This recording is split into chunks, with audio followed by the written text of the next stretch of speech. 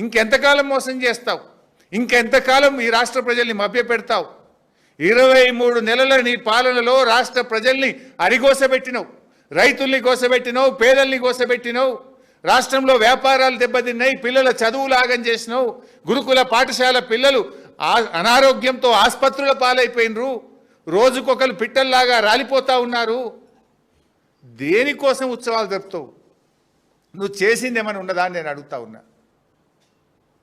ఇవాళ ఇంకోటి ఏదో కొత్తగా హ్యామ్ మోడల్ అన్నాడు. నిన్న క్యాబినెట్లో చూస్తే హ్యామ్ మోడల్ ఏంటిది? 10,000 కోట్ల రూపాయలతోని కమిషన్లు దండుకునే కథ.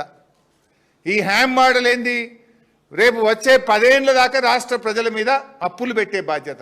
ఇప్పటికే రేవంత్ పాలనలో ఈ రాష్ట్రం అప్పుల కుప్పగా మారిపోయింది. సివిల్ సప్లైస్ కార్పొరేషన్లో అప్పులు పెరిగినాయి. 2 ట్రాన్స్కో డిస్కామ్లు అప్పుల కుప్పగా మార్చేసిండ్రు.